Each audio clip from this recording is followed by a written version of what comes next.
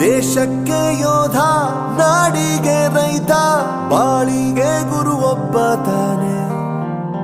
ಅಕ್ಷರ ಕಲಿಸೋ, ಅಜ್ಞಾನ ಅಳಿಸೋ, ಅವನೂನು ಅನ್ನದಾತಾನೆ.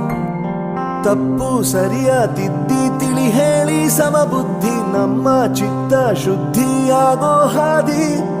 ಎಷ್ಟೇ ದೂರ ಹೋದ್ರೂ ಮರಿಬೇಡ ನಿನ್ನ ಬೇರು, ನಿನ್ನ ಸಾಧನೆಗೆಲ್ಲ ಇದುವೇ ಆದಿ. ಪಾಠಶಾಲಾ